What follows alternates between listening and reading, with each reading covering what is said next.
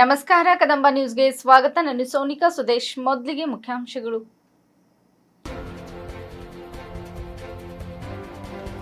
ಬೀದರ್ ನಗರದಲ್ಲಿ 4 ತಾರೀಕು ಅಪಹರಣಕ್ಕೆ ಒಳಗಾದ ಮಗುವನ್ನು ತೆಲಂಗಾಣದ ಪಟಾನ್ಚೇರುವಿನಲ್ಲಿ ಪತ್ತೆ. ಬಸವ ಜಯಂತಿ ನಿಮಿತ್ತ ಬೀದರ್ನಲ್ಲಿ ಕಾರು ಹಾಗೂ ಬೈಕ್ಗಳ ಮಹಾ ರ್ಯಾಲಿ. ಮಂದಕನಹಳ್ಳಿ ಗ್ರಾಮ ಪಂಚಾಯತ್ ವತಿಯಿಂದ ಮತದಾನ ದಿನವನ್ನು ಸಸಿ ವಿತರಿಸುವ ಮೂಲಕ ವಿನೂತನವಾಗಿ ಆಚರಣೆ. ಸುದ್ದಿಯ ವಿವರಗಳು. ಬೀದರ್ ನಗರದಲ್ಲಿ 4 ತಾರೀಕು ಅಪಹರಣಕ್ಕೆ ಒಳಗಾದ ಮಗುವನ್ನು ತೆಲಂಗಾಣದ ಪಟಾನ್ಚೇರುವಿನಲ್ಲಿ ಪತ್ತೆ ಮಾಡಿ ಪಾಲಕರಿಗೆ ನೀಡಲಾಯಿತು. ಕಳೆದ 3 ದಿನಗಳ ಕಾಲ ಸತತವಾಗಿ ತನಿಖೆಯಲ್ಲಿ ಪಾಲ್ಗೊಂಡ ಪೊಲೀಸ್ ಅಧಿಕಾರಿಗಳು ಮತ್ತು ಕ್ರೈಂ ವಿಭಾಗದ ಸಿಬ್ಬಂದಿಗಳಿಗೆ ಹಾಗೂ ಪೊಲೀಸರೊಂದಿಗೆ ಮಾಹಿತಿ ಸಂಗ್ರಹಿಸಲು ಸಹಕರಿಸಿದ ಸಾರ್ವಜನಿಕರಿಗೆ ಗುರುನಾನಕ್ ದೇವ ಕಮಿಟಿಯ ಪುನೀತ್ ಸಿಂಗ್ ಅವರಿಗೆ 4ನೇ ತಾರೀಕು ಮಧ್ಯರಾತ್ರಿ 3ರವರೆಗೆ ಸಾರ್ವಜನಿಕರು ಮನೆಗಳಲ್ಲಿ ಅಳವಡಿಸಿದ್ದ ಸಿಸಿಟಿವಿ ಪರಿಶೀಲನೆ ಮಾಡಲು ಸಂಚರಿಸಿದ ಬೀದರ್ ಓಲ್ಡ್ ಸಿಟಿಯ ಯುವಕರಿಗೆ ಮತ್ತು ಅಲ್ಲಿಯ ನಿವಾಸಿಗಳಿಗೆ, ಬೀದರ್ ನಗರದ ಆಟೋ ಚಾಲಕರುಗಳಿಗೆ, ಮಹಿಳಾ ಮತ್ತು ಮಕ್ಕಳ ಇಲಾಖೆ, ಅಂಗನವಾಡಿ ಹಾಗೂ ಆಶಾ ಕಾರ್ಯಕರ್ತರಿಗೆ ಈ ಕಠಿಣ ಸಂದರ್ಭದಲ್ಲಿ ಜವಾಬ್ದಾರಿಯುತವಾಗಿ ಸಾರ್ವಜನಿಕರು ಹೇಗೆ ನಡೆದುಕೊಳ್ಳಬೇಕೆಂದು ತಿಳಿಸಿದ ಮಾಧ್ಯಮ ಮಿತ್ರರಿಗೆ ಜಿಲ್ಲಾ ಪೊಲೀಸ್ ವರಿಷ್ಠಾಧಿಕಾರಿ ಅಭಿನಂದನೆಗಳನ್ನು ತಿಳಿಸಿದರು.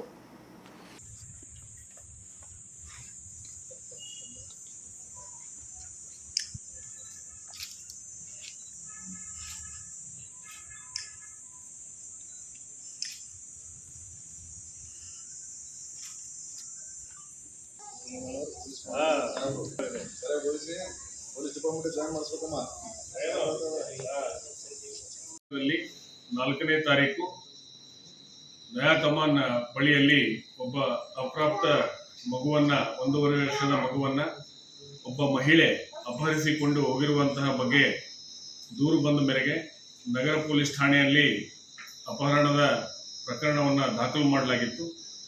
ಈ ಒಂದು ಪ್ರಕರಣವನ್ನು ಬಹಳ ಗಂಭೀರವಾಗಿ ಪರಿಗಣಿಸಿದಂಥ ಪೊಲೀಸ್ ಇಲಾಖೆ ಅದರಲ್ಲಿ ಈ ಚುನಾವಣೆಯ ಒಂದು ಕರ್ತವ್ಯದ ಮಧ್ಯೆಯೂ ಕೂಡ ನಮ್ಮ DSP ಅವರಾದಂತಹ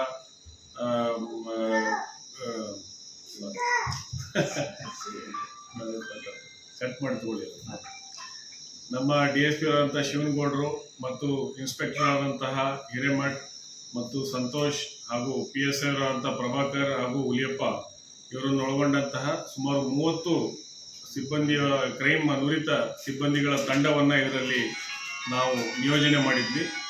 ಅವರು ಇಡೀ ಸಿಟಿಯಲ್ಲಿರುವಂತಹ ಎಲ್ಲ CCTV ಫುಟೇಜ್ಗಳನ್ನು ಅನಾಲಿಸಿಸ್ ಮಾಡೋದ್ರ ಮೂಲಕ ಮತ್ತು ಅಲ್ಲಿ ಏನಂದರೆ ಓಡಾಡಿರುವಂತಹ ಬಸ್ಗಳು, ಆಟೋಗಳು ಅವುಗಳನ್ನು ಕೂಡ ಏನಂದರೆ ವೆರಿಫೈ ಮಾಡೋದ್ರ ಮೂಲಕ ಏನಂದರೆ ತನಿಖೆಯನ್ನು ಕೈಗೊಂಡಿದ್ರು. ಬಹಳ ಬೇರೆ ಬೇರೆ ಆಯಾಮಗಳಲ್ಲಿ ಕೂಡ ಏನಂದರೆ ತನಿಖೆ ಮಾಡ್ತಾ ಇದ್ವಿ. ಸದರಿ ಮಹಿಳೆ ಏನಂದರೆ ಗುರುನಾನಕ್ ದೇವ್ ಹಾಸ್ಪಿಟಲ್ನಲ್ಲಿ ಓಡಾಡಿರುವಂಥದ್ದು ಮತ್ತು ಅಲ್ಲಿಯ ಲಂಗರ್ನಲ್ಲಿ ಊಟ ಮಾಡಿರುವಂಥದ್ರ ಬಗ್ಗೆ ಸುಳಿವು ಸಿಕ್ತು ಮತ್ತು ಆ ಒಂದು ಹಾಸ್ಪಿಟಲ್ನಲ್ಲಿ ಒಬ್ಬ ಮಹಿಳೆಯೊಂದಿಗೆ ಅವಳು ಕನ್ನಡದಲ್ಲಿ ಮಾತನಾಡಿರುವಂತಹ ಕೂಡ ಸುಳಿವು ಸಿಕ್ತು. ಇದರಿಂದ ಈ ಮಹಿಳೆ ಕರ್ನಾಟಕ ಮೂಲದವಳು ಅನ್ನುವಂತಹ ನಮಗೆ ಸುಳಿವು ಸಿಕ್ಕ ಮೇರೆಗೆ ನಾವು ಏನಂದರೆ ಈಗಾಗಲೇ ಜಿಲ್ಲೆಯಲ್ಲಿರುವಂತಹ ಆಶಾ ಕಾರ್ಯಕರ್ತೆಯರು ಮತ್ತು ಅಂಗನವಾಡಿ ಕಾರ್ಯಕರ್ತೆಯರು ಏನು ವಾಟ್ಸಪ್ ಗ್ರೂಪ್ಗಳಿದೆ ಅಲ್ಲಿಯೂ ಕೂಡ ಇದರ ಬಗ್ಗೆ ಮಾಹಿತಿಯನ್ನು ಕಲೆ ಹಾಕ್ತಾ ಇದ್ವಿ. ಅಷ್ಟರಲ್ಲಿ ನಮಗೆ ಏನಂದರೆ ಒಂದು ಔರಾದ್ ತಾಲೂಕು ಮತ್ತು ಭಾಲ್ಕಿ ತಾಲೂಕಿನಿಂದ ಇನ್ಫಾರ್ಮೇಶನ್ ಬಂದಿತ್ತು. ಇದೇ ಥರ ಏನಂದರೆ ಮ್ಯಾಚ್ ಆಗುವಂತಹ ಮಹಿಳೆಯರ ಬಗ್ಗೆ ಕೂಡ ಏನಂದರೆ ಮಾಹಿತಿ ಬಂದಿತ್ತು. ಅಷ್ಟರಲ್ಲಿ ಈ ದಿನ ಮುಂಜಾನೆ ಏನಿದೆ ಮತ್ತು ಜೊತೆಗೆ ನಮ್ಮ ನೇಬರಿಂಗ್ ಜಿಲ್ಲೆಯ SP ಅವರಾದಂಥ SP-ಗಳಿಗೆ ಕೂಡ ನಾನು ಈ ಬಗ್ಗೆ ಫ್ಲ್ಯಾಶ್ ಮೆಸೇಜನ್ನು ನಮ್ಮ ಕಂಟ್ರೋಲ್ ರೂಮ್ ಇನ್ಸ್ಪೆಕ್ಟರ್ ಮೊಹಸಿನ್ ಅವರು ಕೂಡಲೇ ಏನಂತಂದರೆ ಅದನ್ನು ಫ್ಲ್ಯಾಶ್ ಮಾಡಿದ್ರು. ಆಮೇಲೆ ಅಲ್ಲಿಯೂ ಕೂಡ ಪೊಲೀಸ್ ಇಲಾಖೆಗೆ ಈ ಮಾಹಿತಿಯನ್ನು ನಾವಲ್ಲಿ ರವಾನಿಸಿದ್ವಿ. ಇವತ್ತು ಏನಂದರೆ ಪಟಾನ್ಚೇರು ಬಳಿ ಒಬ್ಬ ಈ ಮಗುವಿನ ಸಂಬಂಧಿಕರಿಗೆ ಇರುವಂಥವರಿಗೆ ಏನಂದರೆ ಮಗುವನ್ನು ಕಂಡುಬಿಟ್ಟು ಅಲ್ಲಿ ಲೋಕಲ್ ಪೊಲೀಸ್ಗೆ ತಿಳಿಸಿದಾಗ ಪಟಾನ್ಚೇರು ಪೊಲೀಸರು ಕೂಡಲೇ ಕಾರ್ಯಪ್ರವೃತ್ತರಾಗಿ ಆ ಮಹಿಳೆಯನ್ನು ಮತ್ತು ಮಗುವನ್ನು ರೆಸ್ಕ್ಯೂ ಮಾಡಿದ್ದಾರೆ. ಇವಾಗ ಆ ಮಗುವನ್ನು ಈಗಾಗಲೇ ಆ ಮಗುವನ್ನು ಮತ್ತು ಅವರ ಪಾಲಕರಿಗೆ ನಾವು ಏನಂದರೆ ಇಲ್ಲಿ ನಮ್ಮ ತಂಡವನ್ನು ಅಲ್ಲಿಗೆ ಕಳಿಸಿ ಆರೋಪಿಯನ್ನು ಕೂಡ ನಾವು ಬಂಧನ ಮಾಡಿ ಮಗುವನ್ನು ಅವರ ಪಾಲಕರಿಗೆ ವಾಪಸ್ ನಾವು ಮರಳಿ ಇವತ್ತು ತಲುಪಿಸಿದ್ವಿ. ಈ ಎಂಟೈರ್ ಇದರಲ್ಲಿ ಕೂಡ ಏನಂದರೆ ಸಾರ್ವಜನಿಕರ ಸಹಭಾಗಿತ್ವ, ಸಾರ್ವಜನಿಕರ ಪಾತ್ರ ಬಹಳ ದೊಡ್ಡದಿತ್ತು. ನಮ್ಮ ಅಧಿಕಾರಿಗಳು ಏನಂದರೆ ಆ CCTV ಪರಿಶೀಲನೆ ಮಾಡೋ ಸಂದರ್ಭದಲ್ಲಿ ಸಾರ್ವಜನಿಕರು ನಮ್ಮ ಜೊತೆ ಇದ್ರು. ನಾನು ಹೋದಾಗ ಮಧ್ಯರಾತ್ರಿ 3 ಗಂಟೆವರೆಗೆ ಏನಂದ್ರೆ ಓಲ್ಡ್ ಸಿಟಿನಲ್ಲಿ ಯಂಗ್ಸ್ಟರ್ಸ್ ನನ್ನ ಜೊತೆ ಏನಂದ್ರೆ ಅವತ್ತು ಓಡಾಡಿದ್ದಾರೆ, ಬಂದಿದ್ದಾರೆ, ಹೆಲ್ಪ್ ಮಾಡಿದ್ದಾರೆ. ಸೊ ಅವರೆಲ್ಲರಿಗೂ ಕೂಡ ನಾನು ಧನ್ಯವಾದ ಹೇಳ್ತೀನಿ. ಜೊತೆಗೆ ಬೀದರ್ ನಗರದಲ್ಲಿರುವಂತಹ ನಾವೇನು ಆಟೋ ನಂಬರಿಂಗ್ ಕೊಟ್ಟಿದ್ವಿ, ಆ ಎಲ್ಲ ಪ್ರಾಮಾಣಿಕ ಆಟೋ ಚಾಲಕರುಗಳು ಕೂಡ ಏನಂದ್ರೆ ನಮಗೆ ಕಾಂಟ್ಯಾಕ್ಟ್ ಮಾಡಿ ಏನಂತಾರೆ ಕೆಲವೊಂದು ಮಾಹಿತಿಯನ್ನ ಕೂಡ ಇಲ್ಲಿ ನೀಡಿದ್ದಾರೆ. ಸೊ ಇದೊಂದು ಏನಂದ್ರೆ ಪೊಲೀಸು ಮತ್ತು ಸಾರ್ವಜನಿಕರು ಜವಾಬ್ದಾರಿಯುತವಾಗಿ ಏನಂದ್ರೆ ನಡ್ಕೊಂಡು ಈ ಪ್ರಕರಣದಲ್ಲಿ ಇವತ್ತು ಸುಖಾಂತ್ಯ ಆಗಿದೆ. ಸೊ ಈ ಒಂದು ಪ್ರಕರಣ ನಮಗೆ ಬಹಳ ಚಾಲೆಂಜಿಂಗ್ ಆಗಿತ್ತು. ಬಟ್ ಅಷ್ಟೇ ನಾವು ಏನಂದ್ರೆ ಇದರಲ್ಲಿ ಡಿಟರ್ಮೈಂಡ್ ಆಗಿದ್ವಿ. ಒಂದು ಇದಕ್ಕಾಗಿ ಅಂತ ಹೇಳಿನೇ ನಾವು ಅಧಿಕಾರಿಗಳದೊಂದು ಸ್ಪೆಷಲ್ ವಾಟ್ಸಪ್ ಗ್ರೂಪ್ ಕೂಡ ಏನಂದ್ರೆ ಸ್ಟಾರ್ಟ್ ಮಾಡಿ ಅದರಲ್ಲಿ ಸೇವ್ ಬೇಬಿ ಅಂತ ಹೇಳಿ ನಮ್ಮ DSP ರವರು ಪ್ರಾರಂಭ ಮಾಡಿದ್ರು, ಶಿವನಗೌಡರು. ಅದರಿಂದ ಏನಂದ್ರೆ ಈ ಒಂದು ಪ್ರಕರಣದಲ್ಲಿ ಬಹಳಷ್ಟು ಸುಳಿವುಗಳು ನಿರಂತರವಾಗಿ ನಮಗೆ ಸಿಗ್ತಾ ಹೋಯ್ತು. ದೇವರ ದಯೆಯಿಂದ ಏನಂದ್ರೆ ಮಗು ನಮ್ಮ ಪ್ರಯತ್ನಕ್ಕೆ ಮುಂಚೆನೆ ಏನಂದ್ರೆ ಇನ್ನೂ ಬೇಗನೆ ಸಿಕ್ಕಿದ್ದು ಏನಂದ್ರೆ ಇಲ್ಲಿ ಸಂತೋಷ ಇದೆ. ಮತ್ತೆ ಮಾಧ್ಯಮ ಸ್ನೇಹಿತರು ಕೂಡ ಕಳೆದ ಒಂದು ಪ್ರೆಸ್ ಮೀಟ್ ನಲ್ಲಿ ತಾವೆಲ್ಲ ಏನಂದ್ರೆ ಬಹಳಷ್ಟು ಜವಾಬ್ದಾರಿಯುತವಾಗಿ ಇದ್ರ ಬಗ್ಗೆ ಮಾಹಿತಿಯನ್ನ ಸಾರ್ವಜನಿಕರಿಗೆ ತಿಳಿಸಿದ್ರಿ. ಯಾಕಂದ್ರೆ ಇಂತಹ ಪ್ರಕರಣಗಳಾದ ಸಂದರ್ಭದಲ್ಲಿ 2 ಇರ್ತದೆ. ಒಂದು, ಸಮಾಜದಲ್ಲಿ ಏನಂದ್ರೆ ಒಂದು ಭಯದ ವಾತಾವರಣ ಇರ್ತದೆ, ಏನಂದ್ರೆ ಮಕ್ಕಳ ಅಪಹರಣ ಮಾಡುವಂಥವ್ರು ಯಾರು ಬಂದಿದ್ದಾರೆ, ಏನಾಗ್ತಾ ಇದೆ ಅಂತ. ಎರಡನೇದ್ದು ಏನಂತಾರೆ, ಆ ಥರ ಯಾರಾದರೂ ಸಂಶಯಾತ್ಮಕವಾಗಿ ಕಂಡು ಬಂದ ಸಂದರ್ಭದಲ್ಲಿ ಕಾನೂನನ್ನು ಅವರೇ ಕೈಗೆ ತೆಗೆದುಕೊಂಡು ತೊಂದರೆ ಮಾಡುವಂತ ಸಾಧ್ಯತೆ ಕೂಡ ಇದೆ. ಸೊ ಇವೆರಡರ ಬಗ್ಗೆನೂ ತಾವು ಮಾಧ್ಯಮ ಸ್ನೇಹಿತರು ಬಹಳ ಜವಾಬ್ದಾರಿಯುತವಾಗಿ ಜನರಿಗೆ ನಡೆದುಕೊಳ್ಳಲಿಕ್ಕೆ ತಾವು ತಿಳುವಳಿಕೆ ನೀಡಿದ್ದೀರಿ. ತಮಗೂ ಕೂಡ ಇಲ್ಲಿ ಧನ್ಯವಾದಗಳನ್ನ ಹೇಳ್ತೇವೆ. ಈಗಾಗಲೇ ನಾವು ಆ ಮಹಿಳೆಯ ಬಗ್ಗೆ ಕೆಲವೊಂದಿಷ್ಟು ಪ್ರಾಥಮಿಕವಾದಂಥ ಮಾಹಿತಿಯನ್ನ ಕಲೆ ಹಾಕಿದ ಮೇರೆಗೆ ಅವ್ರು ಏನಂದ್ರೆ ಔರಾದ ತಾಲೂಕಿನ ಒಂದು ಗ್ರಾಮದ ಮಹಿಳೆ ಆಗಿರ್ತಾಳೆ. ಅವಳಿಗೆ 3 ಜನ ಗಂಡು ಮಕ್ಕಳು, 1 ಹೆಣ್ಮಗು ಇದೆ.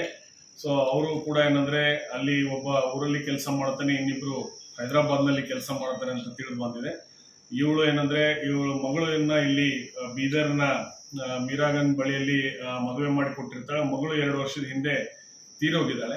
ಸೊ ಒಂದು ಮಗು ಇದೆ ಅವ್ರಿಗೆ. ಸೊ ಇದರಿಂದ ಅವಳಿಗೆ ಬೀದರ್ನಲ್ಲಿ ಓಡಾಡುವಂಥದ್ದು ಒಡನಾಟ ಎಲ್ಲ ಇತ್ತು ಅನ್ನುವಂಥದ್ದು ಗಮನಕ್ಕೆ ಬಂದಿದೆ. ಮತ್ತು ಇವಳು ಅಲ್ಲಿ ಗುರುನಾನಕ್ ದೇವ್ ಹಾಸ್ಪಿಟಲ್ ಅಲ್ಲಿ ಓಡಾಡಿರುವಂಥದ್ದಾಗ್ಲಿ, ಮತ್ತೆ ಸಂಶಯಾತ್ಮಕವಾಗಿ ಇಲ್ಲೆಲ್ಲ ಇದನ್ನು ಮಾಡಿರುವಂಥದ್ದಾಗ್ಲಿ, ಮಗುವನ್ನು ಅಪಹರಿಸಿರುವಂತಾಗ್ಲಿ, ಇದನ್ನ ನಾವು ಎಲ್ಲ ಆಯಾಮಗಳಲ್ಲಿ ತನಿಖೆ ಮಾಡ್ತೀವಿ. ಯಾಕಂದ್ರೆ ಅಪಹರಣದ ಹಿಂದಿನ ಉದ್ದೇಶ ಏನು ಅನ್ನುವಂಥದ್ದು ಇನ್ನೂ ನಾವು ಹೆಚ್ಚಿನ ಒಂದು ತನಿಖೆ ಮಾಡುವ ಅಗತ್ಯತೆ ಇಲ್ಲಿ ಇದೆ ಅಂತ ಮಾಧ್ಯಮಕ್ಕೆ ಹೇಳ್ತೀನಿ. ಮತ್ತೆ ಮುಂದೆ ಇದ್ರ ಬಗ್ಗೆ ಏನು ಪ್ರೋಗ್ರೆಸ್ ಇದೆ ಅನ್ನುವಂಥದ್ದು ತಮ್ಮ ಗಮನಕ್ಕೆ ತರ್ತೀನಿ.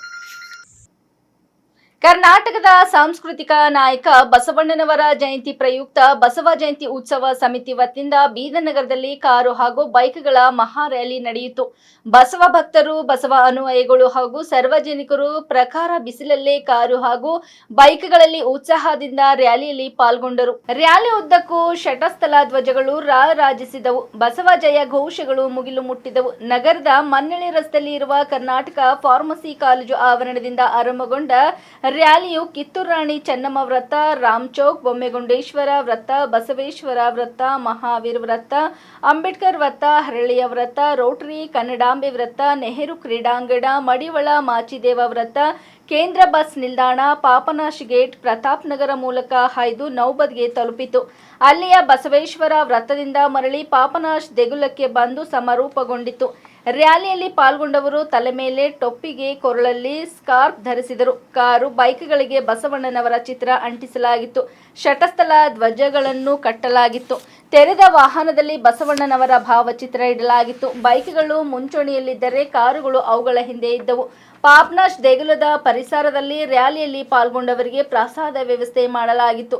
ಇದಕ್ಕೂ ಮುನ್ನ ರಾಷ್ಟ್ರೀಯ ಬಸವ ದಳದ ಜಿಲ್ಲಾ ಘಟಕದ ಅಧ್ಯಕ್ಷ ಸೋಮಶೇಖರ್ ಪಾಟೀಲ್ ಗಾದ್ಗೆ ಅವರು ಶಟಸ್ಥಲ ಧ್ವಜ ತೋರಿಸಿ ಕಾರು ಹಾಗೂ ಬೈಕ್ ರ್ಯಾಲಿಗೆ ಚಾಲನೆ ನೀಡಿದರು. ಬೀದರ್ ನಗರ ಅಭಿವೃದ್ಧಿ ಪ್ರಾಧಿಕಾರದ ಅಧ್ಯಕ್ಷ ಬಸವರಾಜ್ ಜಾಬಶೆಟ್ಟಿ, ಡಾಕ್ಟರ್ ಗಂಗಾಂಬಿಕೆ ಅಕ್ಕ, ಬಸವ ಜಯಂತಿ ಉತ್ಸವ ಸಮಿತಿಯ ಅಧ್ಯಕ್ಷ ಸುರೇಶನ್ ಶೆಟ್ಟಿ, ಪ್ರಧಾನ ಕಾರ್ಯದರ್ಶಿ ವಿರೂಪಾಕ್ಷ ಗಾದ್ಗಿ, ಮುಖಂಡರಾದ BG ಶೆಟ್ಕರ್, ರಾಜೇಂದರ್ ಕುಮಾರ್ ಗಂದಗೆ, ಶರಣಪ್ಪ ಮಿಠಾರೆ, ದೀಪಕ್ ವಾಲಿ, ಬಸವರಾಜ್ ಪಾಟೀಲ್ ಹಾರೂರ್ಗೇರಿ, ಶಿವಶಂಕರ್ ಟೋಕರೆ, ಶಶಿಧರ್ ಹೊಸಳ್ಳಿ, ವೀರಶೆಟ್ಟಿ ಪಾಟೀಲ್, ಅರುಣ್ ಹೊತ್ಪೇಟೆ, ಆದಿಶ್ ವಾಲಿ, ವಿವೇಕ್ ವಾಲಿ, ವಿಜಯಕುಮಾರ್ ಪಾಟೀಲ್, ಬಾಬುರಾವ್ ದಾನಿ, ಡಾಕ್ಟರ್ ದೇವಕಿ, ಅಶೋಕ್ ಕುಮಾರ್ ನಾಗುರೆ, ಜಯದೇವಿ ಎದ್ಲಾಪುರೆ, ಅಶೋಕ್ ದಿಡಿಗೆ, ಸಿದ್ದಾರೋಡ್ ಭಾಲ್ಕಿ ಮೊದಲಾದವರು ಪಾಲ್ಗೊಂಡಿದ್ದರು.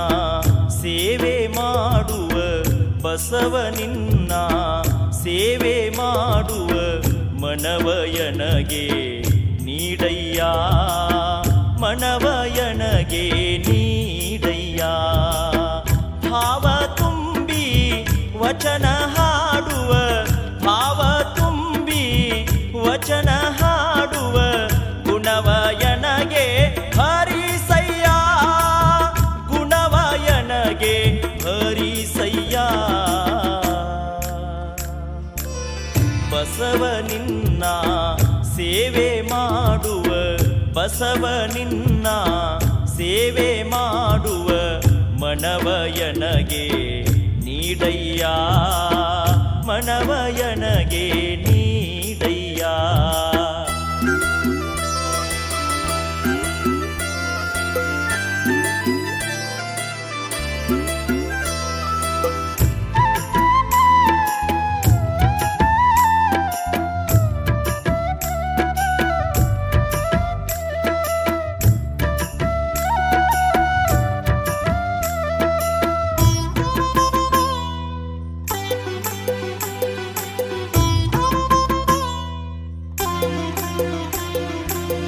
ಭಕ್ತಿಯಿಂದ ಭಜಿಸುವಂಥ ಭಕ್ತಿಯಿಂದ ಭಜಿಸುವಂಥ ಭಾಗ್ಯವೆನಗೆ ತೋರಯ್ಯ ಕಾಮ ತೊರೆದು ನಿಷ್ಕಾಮನಾಗುವ